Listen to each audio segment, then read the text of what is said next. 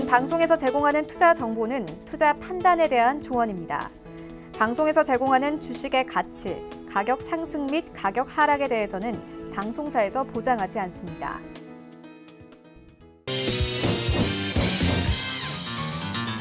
네, 오늘의 주요 헤드라인 소식입니다.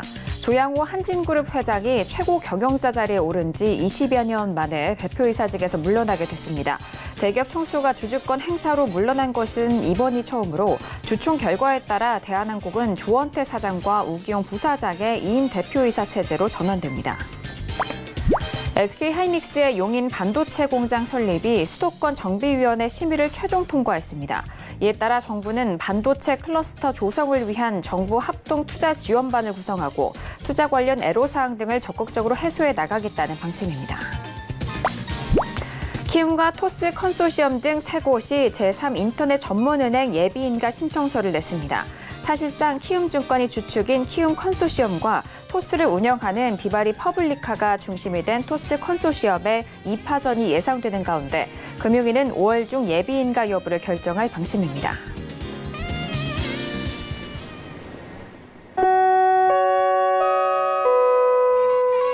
네, 안녕하세요. 평택촌업 정석투자 김은혜입니다. 간밤 뉴욕 증시는 3대 지수 모두 상승으로 마무리가 됐습니다. 하지만 오늘 우리 시장은 전일장에 이어서 반등을 이어가지 못하는 상황인데요. 전일 삼성전자는 자율 공시를 통해서 1분기 실적 악화를 예고를 했고 장 시작부터 반도체 관련 종목들의 약세 흐름이 이어졌습니다. 오늘도 외국인은 수급 이탈 속에서 시장의 상승 동력을 잃은 채 계속해서 흘러가는 모습이었는데요. 코스피 지수는 약보합권 마감이 됐고요. 그리고 코스닥은 전일 1%에 넘는 반등을 이어갔지만 오늘은 다시 1% 넘게 빠지면서 약세 흐름 역시나 연출이 됐습니다. 이제 3월의 시장도 이거래일밖에 남지 않았습니다. 주 후반으로 들어선 시장인데요. 오늘도 정석투자 함께 하시면서 오늘 시장에 대한 정리와 그리고 내일 시장에 대한 대응 전략까지도 꼼꼼하게 확인해 보시길 바라겠습니다. 자, 그럼 오늘 시장 흐름 다시 한번 정리합니다. 시사해 보시죠. 네, 오늘 코스피 지수는 전일 대비 0.15% 하락한 2145.62에 장을 마쳤습니다. 수급상 확인하시죠. 개인과 기관의 동반 순매수, 반면 외국인 홀로 순매도 이어갑니다. 코스피 시가총액 상위 종목 확인하시죠. 삼성전자와 SK하이닉스는 장 초반 약세 흐름 이어가다가 장 후반 상승으로 전환이 됐습니다. 삼성전자는 강보합권 마감 속에서 45,350원에 SK하이닉스도 73,400원에 오늘장 마무리가 됐습니다. 계속해서 코스피 시가총액 상위 종목 확인하시죠. 포스코는 강보합권에서 유지가 되면서 25만 5천 원에 마무리가 됐고요. 삼성물산은 1% 넘는 상승 속에서 10만 8천 원에 오늘장 마무리가 됐습니다. 코스닥 지수는 전일 대비 1.13% 하락한 728.45에 장을 마쳤습니다. 수급상 확인하시죠. 개인 홀로 순매수, 반면 기관과 외국인은 동반 순매도 이어갑니다. 코스닥 시가총액 상위 종목 확인하시죠. 대부분의 상위 종목들의 하락세로 이어갑니다. 셀트리온 헬스케어는 5% 가까운 하락 속에서 65,100원에, CJ ENM도 1% 넘는 하락 속에서 22만 1,600원에 오늘장 마무리가 됐습니다. 계속해서 코스닥 시가총액 상위 종목 확인하시죠. 메디톡스도 2% 넘는 하락으로 55만 1,100원에 마무리가 됐고요. 펄어비스는 강보합권 마감 속에서 18만 700원에 오늘장 마무리가 됐습니다.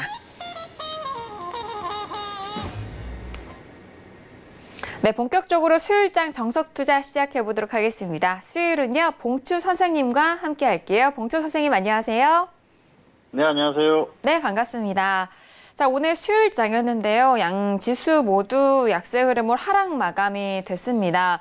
전일장은 좀 반등을 했지만 오늘장 바로 또 되돌림이 됐는데 오늘 시장 좀 어떻게 보셨는지 한 말씀 들어볼까요? 네, 오늘 시장은 최근 어떤 시장의 흐름을 볼 수 있었다, 그렇게 말씀드릴 수가 있을 것 같습니다. 시장의 흐름이 강한 흐름이라고 하면 오늘 같은 흐름에서는 조금 더 강한 반등이 나왔겠죠. 그런데 그런 흐름 정도는 아니었어요. 그냥 버티는 수준, 그 정도까지 만들어 놓고 끝났다, 그렇게 볼 수가 있겠는데요. 코스닥은 상당히 약했죠. 코스닥은 버팀목이 없었기 때문에 이런 흐름이 나오고요. 코스피 같은 경우에는 역시 삼성전자라는 버팀목이 있죠. 그래서 오늘 흐름을 보면은 기관이 삼성전자와 하이닉스를 매수를 해주면서 전기전자 업종이 결국은 반등을 했죠. 그러면서 지수가 반등을 하는 흐름을 만들었고요. 그리고 선물이라든지 이런 쪽에서 흐름은 역시 삼성전자와 하이닉스가 움직이고 나서 따라갔다. 그 정도 수준으로 볼 수가 있을 것 같습니다. 기관이 지수를 방어하고 주가의 흐름을 어느 정도 방어한 그 정도 흐름이라고 보고요. 뭐 그 이상의 의미는 없는 것 같습니다. 그리고 또 코스닥 같은 경우에는 역시 시장의 어떤 분위기를 말해준다고 볼 수가 있겠는데요. 코스닥이 물론 그 대형주들이 약했고 코스피처럼 삼성전자나 하이닉스 같이 이렇게 시장에 버팀목이 돼줄 그런 종목이 없는 것도 맞습니다만은 전반적인 흐름이 좋지 않다는 것은 현재 시장의 어떤 분위기가 그렇다 이렇게 볼 수가 있겠습니다. 그래서 최소한 단기적으로는 분위기가 좋지 않게 됐고요. 이런 흐름이 이어지면은 중기적인 흐름으로 이어질 가능성이 상당히 크기 때문에 그런 부분들을 면밀히 검토하면서 대응을 하시는 게 좋을 것 같습니다. 네, 오늘 코스피 지수는 장 초반에 낙폭을 그래도 장 후반에는 좀 만회를 한 상황인데 그럼에도 불구하고 하락으로 마감됐습니다. 기관이 매수를 좀 해주면서 지수 방어, 추가적인 하락을 좀 막았었던 상황이고 시장의 흐름과 분위기를 잘 보여줬던 것은 코스닥 시장이었다라는 그런 분석이었는데요. 자, 이 부분 다시 한번 참고하시면서 오늘 장 정리해 보시길 바라겠습니다. 자, 이렇게 오늘 봉추 선생님과 1시간 동안 이어갈 텐데요. 1교시로 들어가 볼게요. 오늘의 1교시는 업종의 이해 시간이 기다리고 있습니다. 주요 업종에 대해서 각 특징과 그리고 속해 있는 종목에 대한 흐름까지도 알아볼 수 있는 시간인데요. 자, 오늘 같은 경우에는 뭐 주요 업종들이 좀 혼조세 그리고 코스닥에선 주요 업종이 좀 하락으로 마감이 됐고 하지만 뭐 일부 이슈가 있는 업종들이 좀 들썩였었던 상황인데요. 자, 오늘은 어떤 업종을 좀 중심으로 배워볼지 궁금합니다. 봉주 선생님 어떤 업종 준비하셨을까요? 네, 오늘은 코스닥 컴퓨터 서비스 업종입니다. 356번이죠. 컴퓨터 서비스 업종. 자, 업종의 이름만 들었을 때는 어떤 그 컴퓨터와 관련된 그런 서비스라는 그런 업종이 아닌가 생각을 하실 수 있는데요. 뭐 일면 맞습니다. 그래서 뭐 컴퓨터, 물론 그 최근에 어떤 작업이나 이런 것들이 거의 컴퓨터로 이루어지죠. 그런데 이 그 컴퓨터 서비스 업종에 있는 기업들이 하는 일을 보면은 거의 SI, 시스템 통합 업체입니다. 그래서 이 시스템 통합 관련한 그런 기업들이 모여있다. 이렇게 보시면 될 것 같습니다. 기업들의 하는 사업이 조금씩 달라요. 그런데 결국은 전부 거의 대부분이 시스템 통합 업체들이 모여있다고 보시면 됩니다. 자, 시스템 통합이라는 건 그렇지 않습니까? 뭐 기업이나 공공기관을 위주로 대상으로 해서 정보 서비스라든지 또 정보 인프라를 구축해주고 그걸 또 운영 그리고 관리 뭐 그런 것들을 해주는 그런 사업을 그 시스템 통합이라고 하죠. 그래서 기업이라든지 공공기관이라든지 이런 그 흐름이 돌아가기 위해서는 굉장히 중요한 부분이라고 할 수가 있겠죠. 사실 뭐 기업이나 공공기관 이런 것들도 최근에 어떤 흐름을 보면은 그 정보라든지 이런 것들을 통합해주고 관리해주고 그리고 그런 것들을 잘 이렇게 활용할 수 있게 도와주는 그런 것들이 상당히 중요하거든요. 그래서 굉장히 중요한 일을 하는 그런 업종이라고 볼 수가 있겠습니다. 그런데 사실 이렇게 중요한 업종임에도 불구하고 기업 그 주가의 어떤 흐름 이런 것들은 상당히 좀 좋지 못한 그런 흐름이 나오고 있죠. 그동안 어떤 그 주가의 흐름을 보면은 업종이 주도적으로 시장을 끌고 가는 그런 상황은 없었어요. 그래서 상당히 좀 강한 흐름이 나올 수 있는 그런 부분이 있는 그런 사업 구조임에도 불구하고 그러지 못했다는 것이죠. 그래서 이 컴퓨터 서비스 업종은 그동안 계속해서 주변 업종으로 맴돌았던 그런 상황이고요. 향후에도 그렇게 강한 흐름이 나올 가능성이 뭐 떨어지는 건 사실입니다. 자, 왜냐하면은 컴퓨터 서비스 업종이 주도 업종으로 갈 수 없는 그런 그 흐름 같은 경우에는 역시 전통적인 어떤 주도 업종으로서의 역할을 하기가 좀 힘들다는 것이죠. 자, 인터넷이라든지 디지털 컨텐츠, 소프트웨어 뭐 이렇게 전통적인 3대 업종이 있고요. 그리고 또 제약같이 최근에 어떤 그 시장을 움직일 수 있는 그런 힘, 반도체나 IT 부품 이런 쪽에서 흐름이 나왔었지만 이 컴퓨터 서비스 업종은 그런 흐름이 나오지는 못했었어요. 그리고 뭐 코스피의 전기전자라든지 또 이렇게 크게 영향력을 줄 수 있는 그런 종목이 있는 것도 아닙니다. 그래서 좀 안타까운 흐름인데요. 사실 이 업종이라는 게 시장에서 어떤 주목을 받거나 제대로 움직임이 나오려면은 업종을 이끌어갈 수 있는 어떤 종목이 나와야 되는데 그런 부분이 아쉽습니다. 이 SI 업체들, 시스템 통합 업체들 같은 경우에는 사실 그동안 좀 기대를 했던 부분들이 있었어요. 삼성 SDS라든지 롯데정보통신이라든지 신세계 INC라든지 이런 그 기업들이 상장을 하면서 사실 삼성 SDS가 상장할 때 굉장히 큰 기대를 했었죠. 그래서 관련한 종목들이 같이 움직이지 않을까 생각을 했었는데 삼성 SDS의 흐름이 그렇게 좋지 않았었죠. 이재용 부회장의 지분 매각 이슈도 있었고요. 삼성그룹이 좀 어떤 부침도 있었기 때문에 그런 부분에서 주가에 좋지 못한 흐름도 있었지만은 여러 가지 면에서 사실 주가의 흐름이 그렇게 기대했던 만큼 강한 흐름은 아니었습니다. 삼성 SDS가 상장했을 때만 해도 삼성 SDS는 정말 안정적이다. 그리고 주가의 흐름도 안전하게 갈 것이다. 삼성이 어떤 시스템을 담당하는 기업이기 때문에 굉장히 큰 기대를 했었고요. 또 이재용 부회장의 지분이 크죠. 그래서 그런 부분까지 기대를 했었던 그런 기업인데 그런 흐름은 보이지 못했어요. 결과적으로 그런 부분도 좀 영향을 미쳤다고 볼 수가 있겠습니다. 따라서 향후에 어떤 그 업종에 영향력을 미칠 수 있는 그런 기업들이 나타나준다면은 좋은 흐름이 나올 수도 있기 때문에 그런 부분은 좀 기대를 해볼 만 하겠죠. 그래서 현대오토웨버가 내일 상장을 하지 않습니까? 물론 이 컴퓨터 서비스 업종으로 상장을 하는 건 아닙니다만은 어쨌든 관련한 그런 그 시스템 통합업체이기 때문에 그 현대오토웨버가 굉장히 그 공모에 흥행을 했어요. 그런 부분에 기대를 하는 거고요. 관련한 종목들이 상승해 준다면 따라갈 수가 있겠죠. 최근에 패션 관련주들이 그랬었지 않습니까? 휠라코리아라든지 신세계 인터내셔널 이런 종목들이 크게 상승을 해주면서 섬유보호 업종이 강하게 상승을 했었어요. 그리고 또 인터넷 업종 같은 경우에도 그동안 지지부진한 흐름을 보이다가 카페24가 상장하면서 업종에 활기를 넣는 그런 흐름을 보였었거든요. 그래서 이 업종이라든지 종목군들을 이끌어갈 수 있는 그런 특출난 종목이 나온다고 하면은 충분히 기대를 할 수가 있겠죠. 당장 그런 흐름이 아니더라도 향후에도 그런 흐름이 나오면은 좋은 흐름을 보일 수 있다. 그렇게 볼 수가 있겠습니다. 자, 어쨌든 이 컴퓨터 서비스 업종에 있는 기업들, 특히 시스템 통합 관련한 사업들을 많이 하는데요. 기업이나 공공기관을 대상으로 하기 때문에 기업의 흐름이 굉장히 좋습니다. 그래서 기업 흐름 같은 경우는 굉장히 안정적으로 가요. 어마어마한 실적이 나오는 건 아니지만 안정적으로 그렇게 흘러가는 그런 흐름이기 때문에 이렇게 업종을 끌고 갈 수 있는 그런 종목이 출현해 준다면 충분히 움직이지 않을까 생각을 합니다. 다만 당장에 그런 흐름을 기대하기에는 조금 어려운 부분이 있기 때문에 현재로서는 개별 기업들의 어떤 그 특성들을 파악해서 접근하시면 될 것 같아요. 자, 컴퓨터 서비스 업종이 그동안 시장에서 주도적으로 움직이는 그런 업종은 아니었다고 말씀을 드렸습니다. 그렇다고 보면은 종목들도 그렇게 아주 강한 그런 추세적인 흐름을 보였던 경우는 드물었다 그렇게 볼 수가 있겠죠. 물론 간혹 종목들이 강하게 움직이면서 업종이 강하게 상승하는 그런 경우는 있었어요. 그렇지만은 업종 전체가 시장에서 주목을 받을 정도로 강하게 가는 그런 흐름 정도는 아니었었기 때문에 그런 부분이 향후에도 나와주면 좋겠지만은 당장은 좀 어렵다. 그래서 개별 종목들이 움직이는 포인트 그런 것들을 좀 체크를 하시면은 그런 시간을 갖도록 하겠습니다. 그래서 어떤 지금 현재로서는 이 시장을 업종을 끌고 갈 수 있는 종목이 나오기 전까지는 개별 기업들의 특성, 테마라든지 어떤 상황에서 움직이는지 그런 것들을 좀 체크하시면서 그에 맞게 적절히 대응을 하시면은 무난한 업종이 아닌가 생각을 합니다. 조금 더 자세히 살펴보도록 하겠습니다. 네, 컴퓨터 서비스 업종인데요. 356번이죠. 자, 대신정보통신부터 현대정보기술까지 있습니다. 그래서 이 종목들이 보면은 기업들이 SI 업체들이에요. 시스템 통합 업체들이라 전반적으로 사업의 흐름이 조금씩 다르긴 하지만은 시스템 통합 관련한 사업들을 한다. 그렇게 보시면 됩니다. 그래서 사업 내용은 거의 비슷한데요. 조금씩 다릅니다. 그래서 어떤 분야의 서비스를 하는지 또 솔루션을 제공하는지 그런 거에 따라서 조금씩 달라지고요.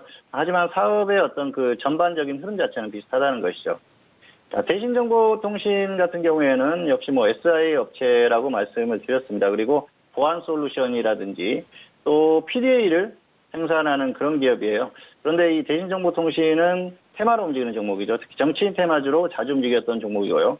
최근에도 정치인, 유승민 테마로 움직였었던 그런 종목입니다. 그래서 향후에도 유승민 의원의 어떤 그 정치적인 흐름이나 이런 것들에 따라서 관련성을 떠나서 테마로 움직이기 때문에 그런 부분에 같이 움직인다 보시면 될 것 같고요. 데일리 블록체인은 스마트 시티 솔루션을 제공하는 그런 기업이죠. 그리고 역시 블록체인 관련 테마로 움직이는 종목입니다. 향후에도 블록체인 관련 테마로 움직일 수 있기 때문에 그런 부분을 좀 기억하시면 될 것 같습니다. 자, 로지시스는 금융 솔루션을 제공하는 기업이죠. 금융 관련한 그런 그 기기를 생산하는 그런 기업이에요. 그래서 최저임금 인상이라든지 이런 것들, 키오스크 관련주라고 보시면 됩니다. 그런 수혜를 입을 수 있는 최저임금 인상에 수혜를 입을 수 있는 그런 기업이라고 보시면 될 것 같고요. 로지시스와 비슷한 흐름을 보이는 게 KCS와 KCT입니다. 이런 기업들은 뭐 키오스크 관련 그런 그 기기를 생산한다거나 아니면은 금융 단말기 이런 것들을 생산하는 기업이기 때문에 흐름이 비슷하다고 보시면 될 것 같고요. 링네트 같은 경우에는 역시 시스템 통합업체죠. 그리고 링네트는 정치인 테마주로 움직이는 종목이죠. 이 종목 같은 경우에는 안철수 테마로 움직였던 종목입니다. 그래서 안철수 전 후에는 어떤 그런 흐름, 그런 것들이 있었을 때 같이 움직이는 종목인데요. 자, 오픈베이스도 마찬가지로 안철수 테마로 움직이는 종목인데 보안 솔루션을 제공하는 그런 기업이죠. 자, 그리고 브리지텍, 뭐 상상인 이런 기업이 있습니다. 상상인이 최근에 흐름이 굉장히 좋았었는데요. 특별한 이유는 없었어요.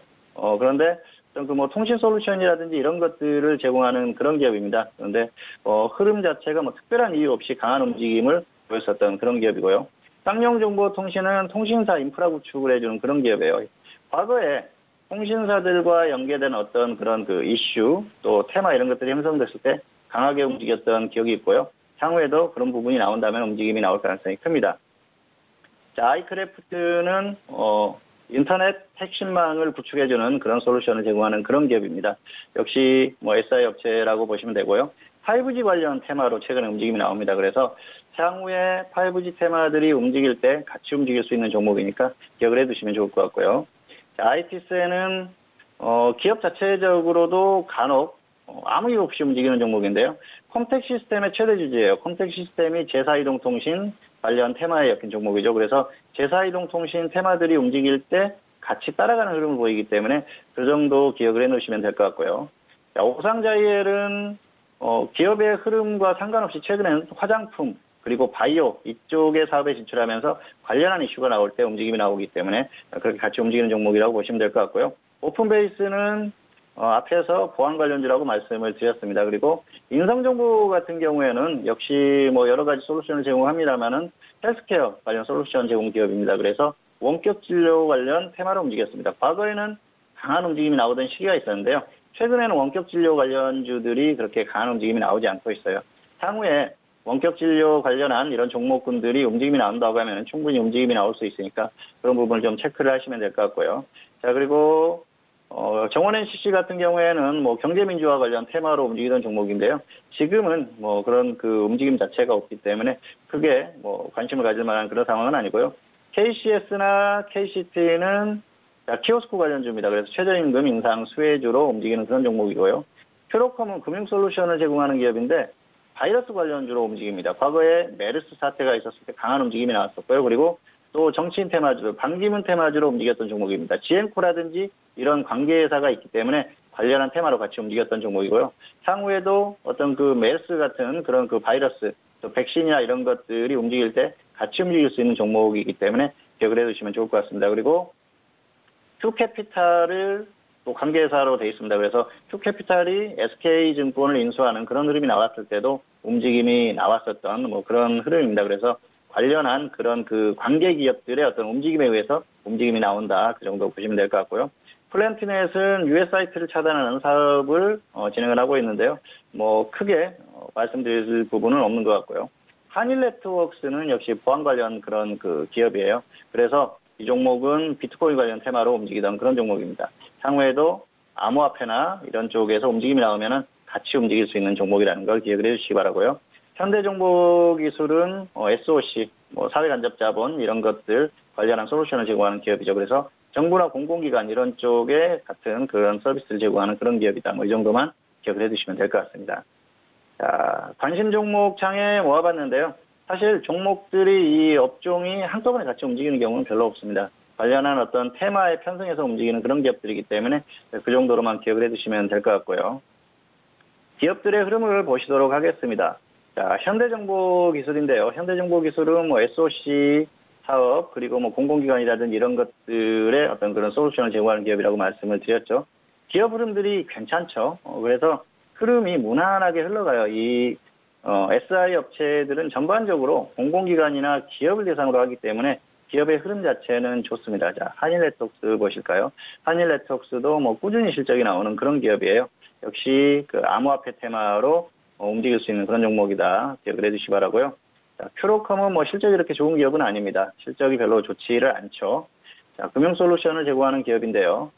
자회사, 관계사들을 보면은 이렇게 뭐 지엔코라든지 스마젠이 바이오 기업입니다. 그래서 관련한 어떤 그 바이러스 관련한 이런 그 이슈가 있었을 때 움직였었고요. 지엔코가 반기문 테마주로 움직이던 종목이죠. 그래서 같이 움직였었던 그런 흐름입니다. 향후에도 뭐 정치인 테마주가 될 수는 있습니다만 역시 백신이나 이런 쪽에 관련한 테마로 움직일 가능성이 큰 종목이다. 그렇게 볼 수가 있겠습니다. 자, KCT, KCS 이런 종목들은 그 금융과 관련한 키오스크 관련한 그런 그 사업들을 하는 그런 기업들이기 때문에 역시 최저임금 인상이라든지 또 최근에 움직임이 화폐개혁 관련한 이슈가 있었을 때 움직임이 나왔던 그런 기업입니다. 실적이 크지는 않지만 꾸준히 나오고 있죠. 그래서 KCS, KCT 그리고 처음에 말씀드렸던 로지시스 이런 기업들 같은 경우에는 역시 화폐개혁이라든지 이런 이슈가 있을 때도 같이 움직이는 테마예요. 그래서 그런 테마주들이 움직임이 나오면은 같이 좀 볼 수 있는 그런 기업이다. 그렇게 볼 수가 있겠습니다. 자, 그리고 인성정보 같은 경우에는 헬스케어 관련 솔루션 제공 기업이라고 말씀을 드렸었죠. 그래서 관련한 어떤 그 이슈가 발생을 하면은 충분히 움직일 수 있는 그런 종목이고요. 자, 오픈베이스는 보안 관련주라고 말씀을 드렸습니다. 그리고 정치인 테마, 안철수 테마로 움직이는 그런 종목이라고 말씀을 드렸었죠. 기업 흐름들이 거의 안정적입니다. 뭐 IT센, 뭐 이런 기업들. 그리고 실적 부분들이 크죠. 굉장히 그리고 안정적인 흐름이 계속해서 나오는 그런 기업들이 대부분이고요. 자, 아이크래프트 보시면은 뭐 크지는 않지만 꾸준한 실적이 나오는 기업이죠. 아이크래프트는 5G 관련 테마로 움직이는 종목이라고 말씀드렸고요. 이렇게 보시면은 기업들이 전반적으로 흐름이 안정적이다. 그런 것들을 느끼실 수 있을 겁니다. 자, 그리고 뭐 데일리 블록체인 같은 경우에는 실적이 그렇게 좋은 기업은 아닙니다. 자, 이 기업은 특징이 있어요. 실적이 그렇게 좋은 기업은 아니고요. 움직임이 굉장히 강했던 그런 적이 있었습니다. 그런데 이 옐로 모바일 관련주들이 어마어마하게 강세를 보였었던 그랬을 때 같이 움직이던 그런 흐름이 있었는데요. 옐로 모바일 같은 경우에는 약간 그 뭐 불안한 이슈도 있고 그렇기 때문에 사실 이렇게 중기적으로 이렇게 접근할 만한 그런 종목은 아니고요. 이슈가 있을 때 뭐 짧게 정도 접근할 수 있는 그런 종목이다. 그렇게 말씀을 드리겠습니다. 자, 그리고 대신정보통신은 역시 보안 관련주다 말씀을 드렸었죠. 어쨌든 정치인 테마주로 움직이는 종목이니까요. 그런 부분만 잘 체크를 하시면 될 것 같습니다. 차트로 확인 한번 해보도록 하겠습니다. 자, 컴퓨터 서비스 업종인데요. 흐름을 보면은 가끔 이렇게 크게 움직임이 나오던 때가 있죠. 이게 어떤 특정한 종목들이 강하게 움직이면서 움직이던 때가 있는데요. 최근의 흐름은 상상인이 굉장히 강한 흐름을 보였었어요. 그러면서 상상인 시가총액이 상당히 큰 종목입니다. 그러면서 움직임이 좀 강하게 나왔었던 그런 움직임이 나오죠. 그래서 이 업종 자체의 흐름을 보면은 길게 보시면은 특출난 어떤 흐름은 없습니다. 지수가 갈 때 꾸준하게 그냥 따라가는 그 정도 흐름이에요. 그래서 또 시장을 주도할 만한 그런 업종은 아니고요. 사실 뭐 시장이 갈 때도 따라가는 정도지 주도할 수 있는 그런 업종은 아닌 게 차트상으로도 확인이 된다. 그렇게 볼 수가 있겠고요. 대신정보통신은 정치인 테마주로 움직이던 그런 상황이죠. 유승민 테마로 움직이는 그런 종목이니까요.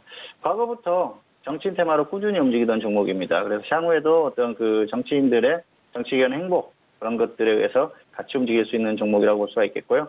데일리 블록체인은 옐로 모바일 관련주들이 엄청나게 움직일 때 강하게 움직이던 그런 경향이 있었습니다. 그런데 묻어두거나 중장기적으로 끌고 가기에는 약간 불안한 구석이 있는 뭐 기업의 흐름이나 그렇기 때문에 적당히 단기 매매 정도나 가능하다고 볼 수가 있겠고요.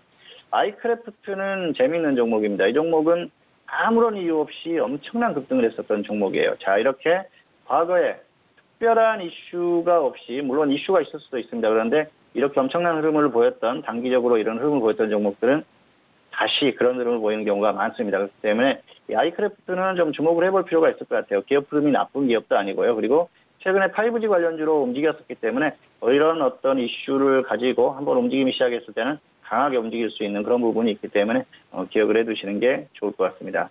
자, 그리고 오픈베이스, 정치인 테마로 움직이던 종목이라고 말씀드렸습니다. 자, 안철수 관련 테마라고 말씀드렸는데요. 대선이 있었을 때 강한 움직임이 나왔었죠. 비슷한 움직임을 보이는 게 바로 링네트죠. 자, 2017년 3, 4월 이때 강한 움직임을 보였었죠. 그래서 정치인 테마로 움직이는 종목이다. 뭐 이 정도로만 기억을 해두시면 될 것 같고요. 자, 그리고 IT세는 가끔 움직임들이 나와요. 제4이동통신이라든지 이런 이슈가 있었을 때 강한 움직임이 이렇게 한 번씩 나옵니다. 그래서 어떤 그런 이슈가 발생을 하면은 한 번씩 움직이는 종목이니까 그때 그런 그 흐름이 있을 때 적당히 접근하시면 될 것 같고요. 인성정보는 과거에 원격진료 관련주들이 강하게 움직일 때 흐름이 있었는데 최근에는 원격진료 관련주들의 움직임이 거의 없습니다. 지금 다른 이슈에 다 묻혔어요. 뭐 대북 테마라든지 또 미세먼지 이런 쪽에 관심이 쏠렸기 때문에 이 원격진료 관련주들이 다시 움직이기는 당분간은 좀 힘들겠지만 언젠가 또 흐름이 찾아오면은 한 번쯤은 강한 흐름을 보일 수 있기 때문에 그런 흐름으로 움직이는 종목이라는 것 정도만 기억을 해주시면 좋을 것 같습니다. 자, 그리고 KCS 최근에 움직임이 나왔죠. 그리고 KCT 그리고 로지시스 뭐 이런 기업들이 최근에 움직임들이 나왔어요. 이게 바로 화폐개혁 관련한 이슈가 나오면서 이런 움직임들이 나왔습니다. 그런데 이 세 종목은 역시 키오스크 관련주라든지 또 금융기기 관련한 기업들이기 때문에 계속해서 이런 이슈가 있으면 움직임이 나올 수 있고요. 최저임금 인상 수혜주들이 움직임이 있다. 그랬을 때는 또 움직임이 있을 수가 있겠죠. 그런데 역시 화폐개혁이나 이런 또 좀 강력한 어떤 그 이슈가 있었을 때 움직이는 그 정도라고 보시면 될 것 같고요. 자, 큐로컴은 과거에 움직임이 있었죠. 자, 메르스 사태가 있었을 때 강한 움직임이 나왔었던 그런 종목이고요. 그리고 정치인 테마주들이 움직일 때도 강한 움직임이 나왔습니다. 향후에도 뭐 정치인 테마주로 움직일 가능성은 떨어지고요. 메르스 사태처럼 어떤 그런 바이러스 관련한 종목들이 움직이면은 충분히 움직일 수 있다. 뭐 그 정도로 설명을 드리겠습니다. 자, 전반적으로 종목들에 대해서는 전반적으로 다 살펴본 것 같습니다. 그리고 한일네트워크스까지만 보도록 하겠습니다. 암호화폐 테마주들이 움직일 때 어느 정도 움직임이 나오던 그런 종목이에요. 그렇기 때문에 향후에도 암호화폐 테마가 다시 한번 좀 추세적으로 움직임이 나온다고 하면은 같이 움직일 수 있는 종목이니까 기억을 해두시는 게 좋을 것 같습니다. 자, 컴퓨터 서비스 업종은 업종 자체가 특별한 어떤 흐름을 보이는 그 정도의 업종은 아닙니다. 그렇기 때문에 그 업종의 어떤 흐름을 생각하고 접근하기보다는 개별 종목들의 흐름을 살피면서 접근하시면 될 것 같고요. 앞에서도 설명을 드렸듯이 종목들의 어떤 테마의 흐름 그런 것들만 보시고 접근하시면 무난한 업종입니다. 그래서 종목들이 움직이는 흐름 그 정도만 파악을 하시면 접근하시면 무난하고요. 향후에 어떤 업종을 움직일 수 있는 종목이 나와준다면 그런 흐름에 있어서는 역시 업종 전체가 움직일 수 있는 그런 부분이 나올 수도 있기 때문에 그런 부분들은 향후에 체크 후에 그런 상황이 발생했을 때 접근하면 무난할 것 같습니다. 현재로서는 개별 종목들의 움직임에 집중하자 이 정도로 설명을 마치도록 하겠습니다. 네, 오늘의 1교시 업종의 이해 시간을 통해서 배워본 업종은요. 컴퓨터 서비스 업종에 대해서 배워봤습니다. 자, 일단 특징을 좀 살펴보면은 개별 기업들 특성이나 테마에 의해서 좀 움직임이 많았었던 상황이었고 그리고 업종을 좀 대표할 기업 출연 시 이 업종에 대해서 전반적으로 좀 움직임이 가능했다라는 그런 특성이 있었고요. 그리고 업종의 고유한 흐름이 나오기 전까지는 개별 기업 흐름에 좀 집중을 하시면서 공략하시는 것도 좋은 방법이다라고까지 컴퓨터 서비스 업종에 대해서 다양하게 그리고 그 안에 속한 종목에 대해서도 다양하게 살펴봤습니다. 자, 이렇게 오늘의 1교시는 업종의 이해 시간까지 여러분들 찾아갔습니다. 네, 2교시로 넘어가 볼게요. 종목 현미경 시간이 기다리고 있습니다.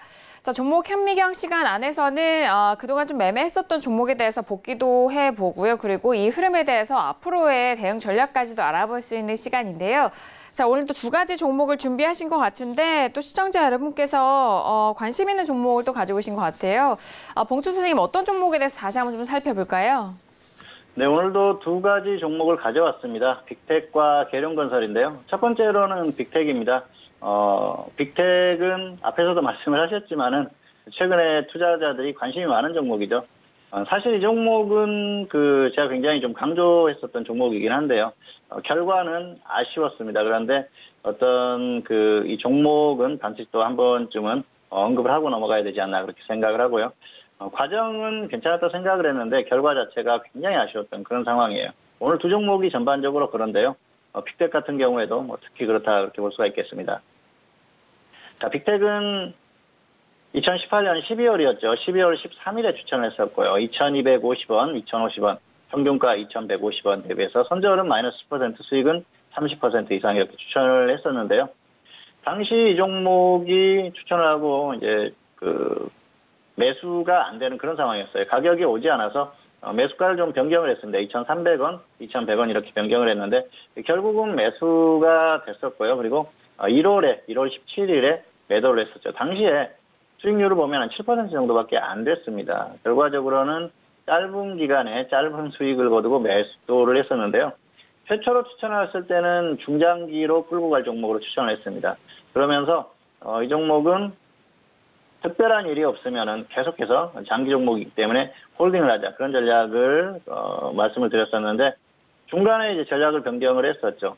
전략을 변경했던 게 다름이 아니고 미국 정상회담이 예정이 됐었지 않습니까? 2월 27일, 28일로 이제 결정이 되는 그런 상황이었는데요. 1월 같은 경우에도 미국 정상회담에 대한 그런 것들이 이제 점점 그 윤곽이 드러나고 있었어요. 그래서 그때 상황을 봤을 때는 최소한 정상회담이 열리는 그 시점에는 현재 상태보다는 주가가 높지는 않겠다는 생각을 했습니다. 그리고 그 기간이 길지 않습니까? 그 기간 동안 효율성 측면에서 굉장히 떨어진다 그렇게 봤었죠. 그리고 사실 그 정상회담 개최 여부가 불투명하다, 가능성이 떨어진다 그랬을 때는 그럴 필요가 없었겠죠. 그런데 그 당시의 상황 같은 경우에는 역시 정상회담이 개최가 되는 게 거의 확실한 그런 상황이었기 때문에 효율성 측면에서도 한번 매도를 하고 그리고 시간이 오래 걸리지 않습니까? 그 시간 동안 어느 정도 좀 그 시간도 약간 세이브하는 그런 측면에서 매도를 하고 다시 접근하는 게 낫겠다. 그리고 정상회담 전후에서 접근하면 충분하지 않을까 그렇게 생각을 해서 매도 사인을 했습니다. 그리고 매도를 했었는데요. 이후의 결과는 상당히 아쉽죠. 정상회담이 열리는 그 시점에 상당히 다시 재추천에 대한 고민을 했었는데요. 사실 알맹이 없는 합의서라도 나올 가능성이 높다고 생각을 했었습니다. 그런데 역시 합의에 이르지 못하고 굉장히 좋지 않은 분위기가 나오면서 장중에 급등을 했었죠. 그러면서 기회를 놓치고 말았는데요. 사실 아쉬움이 많이 남는 종목입니다. 추천을 했었던 그런 기간도 길었었고요. 그리고 추천 가격이 굉장히 좋았었어요. 그렇기 때문에 계속해서 끌고 갈 수 있는 부분이었는데 조금 더 욕심을 내다가 좀 그르친 경우가 아닌가 그렇게 생각을 하고요. 이 종목 같은 경우에는 그 작년 10월 13일이었었죠. 강연회 때 그 테마에 대해서 설명을 하면서 대북 테마 중에서 한 종목을 설명을 했었는데 바로 이 빅텍이었습니다.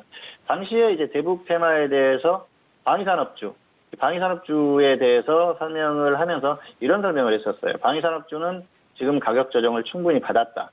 그렇기 때문에 현재 상태에서는 충분히 접근할 만하다. 접근을 하고 하락하면은 손절 10%, 분할 매수 후에 손절 10% 짧게 하면 되지만은 상승하는 흐름이 나왔을 때는 폭등할 가능성이 상당히 높다. 그래서 가면은 크게 갈 종목이기 때문에 방위산업주는 소액이라도 묻어놓는 게 좋겠다는 설명을 드렸습니다. 그리고 강연회 시점으로 봤을 때 크게 하락한 부분은 없었고요. 그래서 당시에 그 어떤 정보를 듣고 또 수익을 봤다는 분들도 있긴 있습니다.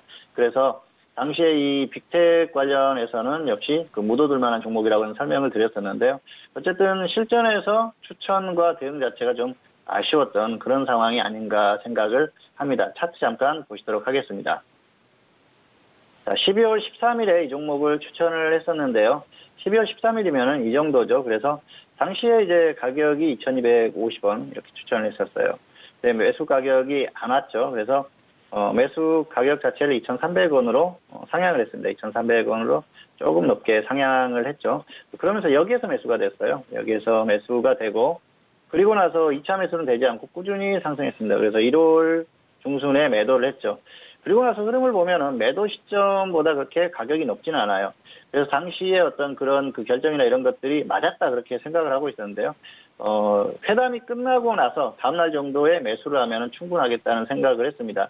자, 회담에서 어떤 특별한 결과가 아니더라도 합의문이라도 나오고 그리고 또 그 트럼프 대통령하고 김정은 위원장이 헤어지는 그런 과정이 좀 부드럽기만 했다고 하면은 큰 문제가 안 생겼을 겁니다. 그렇다고 했을 때는 다음날 오히려 가격 조정을 더 받을 수가 있어서 충분한 매수 기회가 왔을 거라고 생각을 합니다. 그런데 당일날 안 좋은 그 소식이 나오면서 급등을 했었죠. 그리고 나서 기회가 없었어요. 사실 다음날도 따라잡을 기회가 있었는데 조금 더 조정받을 가능성이 있겠구나 생각을 하고 기다렸는데 조정을 받지 않고 그냥 상승을 해서 기회를 놓친 상황입니다. 상당히 아쉬운 상황이죠. 그리고 작년 강연회 같은 경우에는 10월 13일이었습니다. 그래서 이 10월 12일이 끝나고 여기죠. 그때 가격이 이 정도예요. 그렇기 때문에 이후에 뭐 크게 빠진 게 없습니다. 당시에 바로 이제 다음날 접근을 했다고 하더라도 큰 무리 없이 크게 수익이 날 수 있는 그런 분위기였어요. 어쨌든 종목에 대한 판단이나 이런 것들은 괜찮았는데 결과가 좀 애매하고 좋지 못했던 그런 상황이 아닌가 생각하고요. 상당히 좀 아쉬운 결과라 볼 수가 있겠습니다. 그래서 이렇게 확실한 종목들, 분명히 한 번은 강하게 갈 수 있는 종목들, 그리고 가면은 크게 가지만 손해를 보면은 작다, 그런 종목들 같은 경우에는 그냥 묻어놓고 꾸준히 기다리는 그런 또 그 우직함도 좀 필요하지 않나 생각을 하면서 이번 종목에 대한 설명을 마치도록 하겠습니다. 자, 두 번째 종목은 계룡건설입니다. 계룡건설은 2018년이죠. 3월 5일에 추천을 했었는데요. 당시 추천 가격이 17,500원, 16,000원. 그렇게 분할 매수 16,750원 평균가죠. 손절 마이너스 10%, 수익은 10% 이상 짧게 보자고 추천을 했었어요. 당시에 이 종목을 추천을 했었던 건 당시 그 흐름을 보면 대북 테마주들이 어느 정도 움직임이 나왔었습니다. 미북 정상회담에 대한 그런 기대감들로 종목들이 움직이고 있었는데요. 그래서 건설주들도 북한의 어떤 인프라 구축이라든지 이런 그 기대감으로 움직임이 나왔을 때 이 종목도 어느 정도 좀 움직일 수 있는 그런 상황이다 생각을 해서 추천을 했었습니다. 당시에 그 대응이나 이런 것들은 괜찮았다 생각을 하고요. 결국은 이제 좀 시간이 걸렸습니다만은 좀 이후에 매수가 되고 또 10% 이상 수익은 거뒀습니다만 이후의 흐름이 문제죠. 굉장히 크게 상승을 했어요. 상당히 좀 아쉬운 결과인데요. 당시에 짧게 보자고 했었던 건 미북 정상회담이 과연 진짜로 열릴 것인가, 그 부분에 대한 상당한 좀 고민을 했었습니다. 그리고 당시 흐름이 확정적이지는 않은 그런 흐름이었어요. 그리고 역사적으로 지금까지 만난 적이 없었지 않습니까? 그런 부분이 있었기 때문에 역시 그 불확실성이 컸다, 그렇게 볼 수 있겠죠. 그래서 당시 대북 테마주들 같은 경우에는 이슈가 있을 때 접근을 하고 단기로 매매하는 게 어떻게 보면 정석이었다고 볼 수가 있겠죠. 물론 계속해서 끌고 갈 수도 있었습니다. 남북의 어떤 관계가 좀 개선되는 그런 흐름이었기 때문에. 다만 미북 정상회담의 어떤 그런 그 개최 여부, 결과에 따라서 급락할 가능성도 있었기 때문에 관리 차원에서는 단기적으로 접근하는 게 오히려 맞지 않았나 생각을 하고요. 계룡건설 같은 경우에는 또 세종시 테마로 움직이는 종목이기 때문에 여러 가지로 충분히 끌고 갈 수 있는 그런 상황이 아니었나 생각을 합니다. 자, 차트 잠깐 보시도록 하겠습니다. 2018년 3월 5일이었었고요. 자, 보시면은 3월이 이 정도죠. 17,500원 최초로 추천을 했었는데요. 여기 가격이 여기입니다. 그래서 자, 보시면은 매수가 좀 늦게 됐어요. 자, 이날 됐습니다. 여기에서 매수가 되고요. 그리고 다음날 바로 급등을 하면서 10% 이상 바로 수익 실현을 했습니다. 그래서 짧게 수익 실현을 하고 그 이후의 흐름을 보면은 좀 더 조정을 받는 흐름이죠. 맞았다, 그렇게 볼 수가 있겠는데요. 그 이후의 흐름을 보면은 굉장히 아쉽죠. 자, 5월에 접어들면서 엄청나게 폭등을 했었죠. 건설업종이 전반적으로 좋았습니다. 건설주들이 당시에 어떤 그 북한의 뭐 인프라 구축이라든지 이런 기대감으로 급등을 했었어요. 건설업종이 굉장히 좋았죠. 그러면서 이 계룡건설도 강한 흐름을 보였었는데요. 결과 자체는 상당히 아쉽습니다. 과정이 괜찮다 하더라도 그 결과 자체가 굉장히 아쉬웠던 종목이 아닌가 생각을 하고요. 역시 그 어떤 그 기준을 가지고 대응하는 게 상당히 중요하지만은 또 어느 정도 좀 운도 따라줘야 되지 않나, 그런 생각이 들었던 그런 상황이 아닌가 생각을 합니다. 자, 오늘은 두 가지 종목을 살펴봤는데요.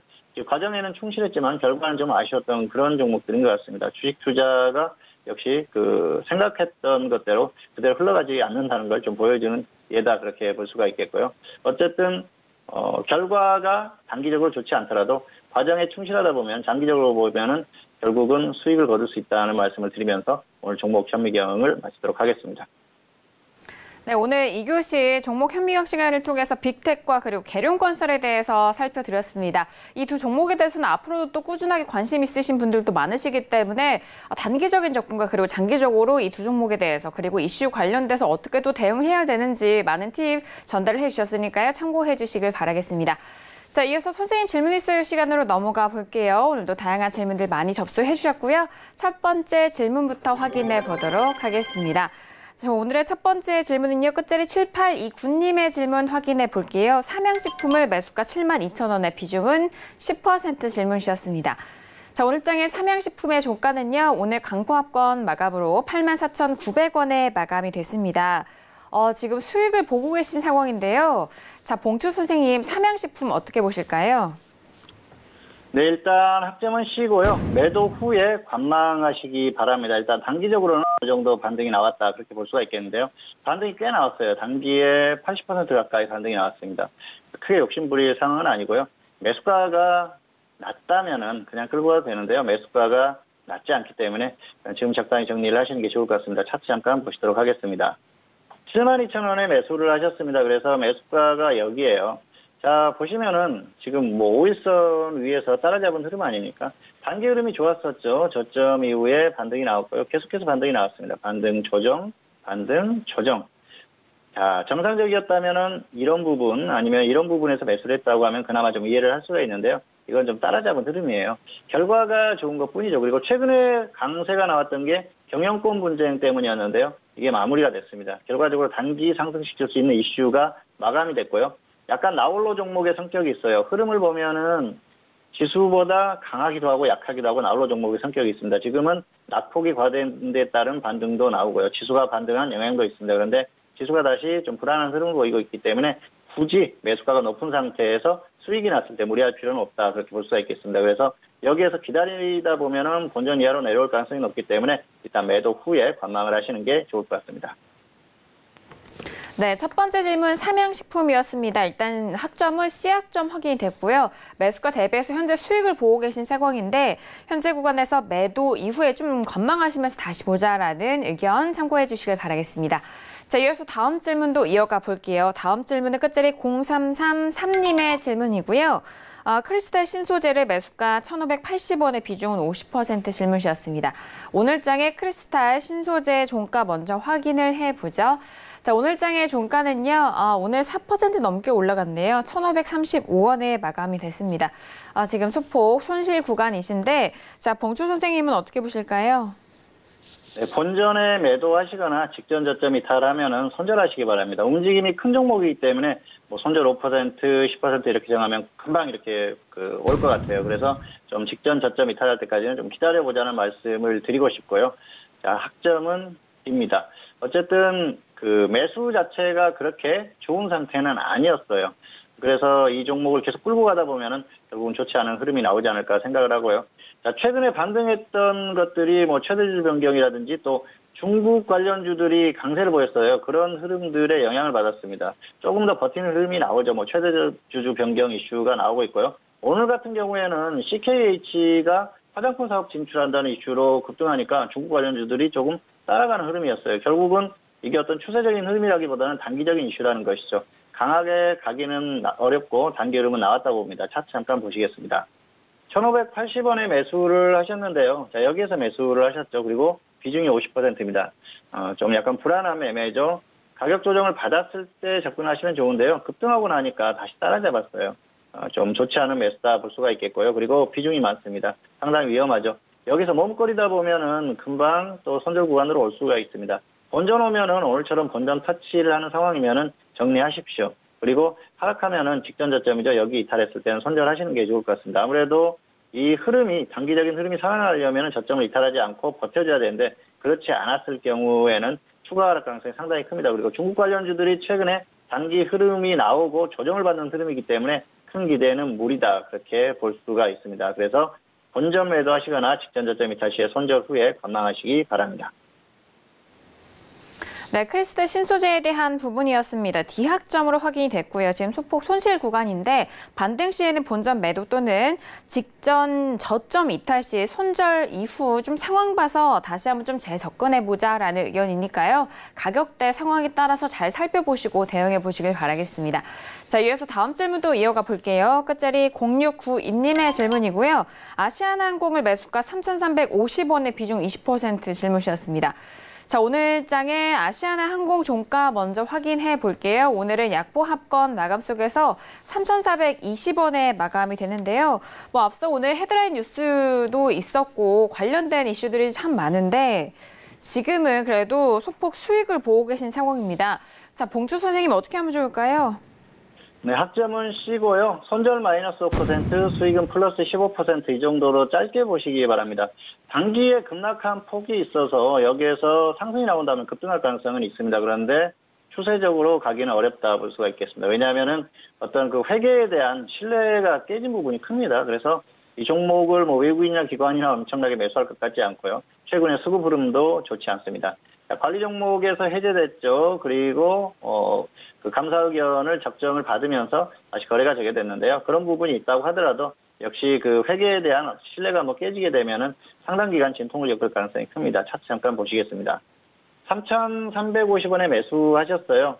자, 여기에서 매수하셨는데요. 매수가가 아주 절묘합니다. 분봉을 보더라도 굉장히 매수를 잘했다 그렇게 볼 수가 있겠죠. 보면은 3,350원. 자, 이 정도입니다. 그렇기 때문에 매수를 굉장히 잘했다. 그렇게 보시면 될 것 같습니다. 여기에서 매수를 하신 것이죠. 딱 저점을 찍고 반등을 할 때 매수를 했는데요. 매수가 자체는 좋습니다. 다만 흐름 자체가 급락한 종목 아닙니까? 그래서 지금 그리고 이게 관리 종목에 지정이 되셨습니다만 이게 상장 폐지 사유나 그런 정도까지는 아니거든요. 그렇다고 하더라도 단기적으로 악재가 발생한 종목들 같은 경우는 좀 위험해요. 그래서 여기에서 반등이 나와주면은 좋습니다. 반등이 나와주면은 단기에 조금 강하게 상승할 가능성이 있어요. 그런데 여기서 빠졌다 그랬을 때는 현재 어떤 종목의 흐름 자체가 추세적으로 계속 좋지 않을 가능성이 상당히 높다고 보는 게 맞을 것 같습니다. 그리고 악재가 발생한 기업이 저점을 깨고 계속 하락한다 그랬을 때는 굳이 무리할 필요가 없습니다. 어디까지가 저점일지 알 수가 없습니다. 이게 추세적으로 단기적으로 살짝 빠지고 반등을 해주면 좋은데 그렇지 않고 추세적으로 계속 빠질 수도 있어요. 투자자들 같은 경우에는 악재가 해소됐으니까 당연히 반등해야 되는 거 아니냐 그렇게 생각을 하실 수도 있는데요. 그렇지 않고 계속해서 하락할 수도 있습니다. 왜냐하면은 투자에 대한 어떤 그 심리가 무너졌기 때문에 좋지 않은 흐름, 외국인이나 기관들이 굳이 매수할 필요가 없거든요. 그래서 그런 상황이 발생하면 계속해서 하락할 수도 있기 때문에 저점을 이탈하고 하락하면 마이너스 5% 짧게 손절해 주시고요. 반등이 나왔을 때는 또 반대로 강한 탄력을 보일 수 있기 때문에 15% 정도 수익. 그렇지만은 이 고점을 뚫고 계속해서 상승하는 흐름은 나오기가 어렵기 때문에 일단 손절 마이너스 5%, 수익 플러스 15%이 정도만 짧게 보시는 게 좋을 것 같습니다. 네, 아시아나항공이었습니다. 학점은 C학점 확인이 됐고요. 지금 수익을 보고 계신 상황인데 손절을 좀 짧게 잡아드렸습니다. 손절 마이너스 5% 그리고 수익은 15% 대응 전략까지 참고해 주시길 바라겠습니다. 자, 이어서 다음 질문도 이어가 볼게요. 끝자리 6806님의 질문이고요. 아남전자를 매수가 2,800원에 비중은 25% 질문이셨습니다. 자, 오늘 장 아남전자 종가 확인해 보실까요? 자, 오늘 아남전자 같은 경우에는요. 지금 하락세로 이어가면서 2,520원에 마감이 됐습니다. 손실 구간인데요. 자, 봉주 선생님, 아남전자 어떻게 보실까요? 네, 학점은 쉬고요. 본전 매도하시거나 손절 마이너스 15% 후에 상황을 봐서 다시 재매수를 하시기 바랍니다. 자, 매수가가 약간 아쉽죠. 차트 보실까요? 2,800원에 매수하셨어요. 여기에서 매수하셨는데요. 매수가가 좀 아쉽죠. 지금 아랫부분에서도 이렇게 지금 최근에 이런 부분들 자, 매수할 기회가 있었는데 여기에서 상승하니까 따라잡은 거죠. 예, 자율주행차 테마입니다. 그래서 언제든지 움직임이 있을 수 있는데요. 현재 흐름은 그렇게 보시면 될 것 같아요. 자, 2월 28일에 이 아랫꼬리 여기는 없는 부분으로 쳐도 무방하다 이렇게 볼 수가 있겠습니다. 악재에 의해서 단기적으로 발생한 그런 발작 수치다 보면 될 것 같은데요.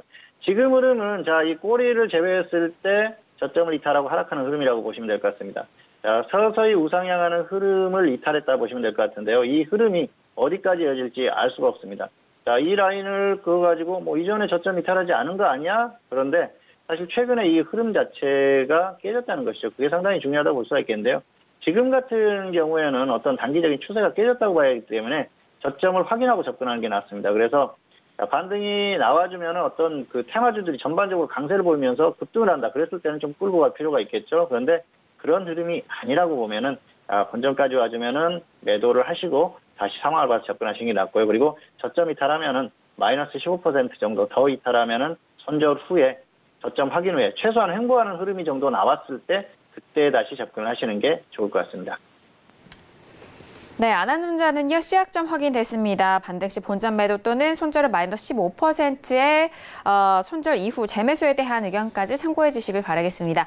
자, 오늘도 이렇게 다양한 질문들 여러분들과 함께 했습니다. 말씀드린 내용에 대해서는 투자 판단에 대한 조언이고요. 해당 상품의 가치와 수익률을 보장하지 않는다는 점 이해해 주시길 바라겠습니다. 자, 이렇게 오늘 수요일장도 마무리가 됐는데요. 내일 목요일 시장에 대한 전망도 들어보도록 하겠습니다. 봉주 선생님은 어떻게 보실까요? 네, 일단 단기 같은 경우에는 좀 약한 흐름 속에서 혼조세가 나오지 않을까 생각을 합니다. 지금 아직까지는 그나마 버티려는 힘이 남아 있습니다. 그래서 2100선을 이탈하기 전까지는 좀 버티려는 성향을 보이지 않을까 생각을 하고요. 오늘 같은 흐름이 그런 흐름이죠. 강하게 반등시키지는 못하지만 최소한 크게 하락하는 건 맞겠다. 그런 흐름이 오늘 나왔거든요. 그리고 기관이 그런 작업을 했다는 게 약간의 좀 그 의미는 있다고 볼 수가 있겠는데요. 그렇다고 하더라도 흐름을 막기는 어렵습니다. 현재 한국 시장의 어떤 반등 추세가 깨진 상태고요. 다시 조정을 받으면서 하락 추세로 가는 그런 흐름이기 때문에 강한 흐름이 나오기가 어렵습니다. 그래서 단기 같은 경우에는 역시 2100선을 최소한 지키는 선에서는 역시 좀 버티려는 흐름이 나오면서 혼조세가 나올 가능성이 높은데요. 그 흐름에서도 역시 약한 흐름이 예상된다는 것이죠. 단기적으로 어떤 그 반등이 나올 수 있는 그런 요인들은 전부 다 좀 사라진 그런 상황이기 때문에 크게 기대하기는 어렵습니다. 남은 그 희망이라고 한다면 역시 뭐 해외 증시의 급등 정도가 있겠는데요. 해외 증시도 어느 정도 좀 어려운 흐름을 보이고 있기 때문에 그런 흐름 자체가 어려운 게 아닌가 생각을 합니다.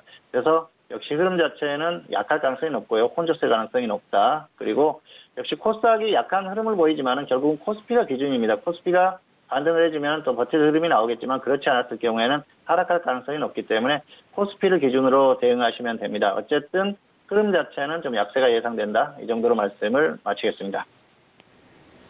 네, 코스피를 좀 기준으로 보시면서 코스닥에 대한 대응 전략도 말씀해 드렸고요. 그리고 2100선 안에서에 대한 흐름까지도 짚어드렸습니다. 자, 오늘 수요일장 함께해 주신 봉주 선생님과는 여기서 인사 나누도록 하겠습니다. 봉주 선생님, 오늘 말씀도 감사합니다. 감사합니다. 네, 오늘도 다양한 투자 전략과 함께 내용들 여러분들 찾아갔습니다. 오늘 저희가 준비한 소식과 내용은 여기까지고요. 저는 내일 이 시간에 다시 돌아오도록 하겠습니다. 함께해 주신 여러분, 오늘도 고맙습니다.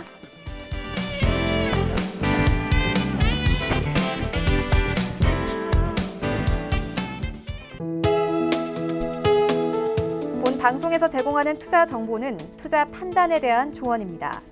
방송에서 제공하는 주식의 가치, 가격 상승 및 가격 하락에 대해서는 방송사에서 보장하지 않습니다.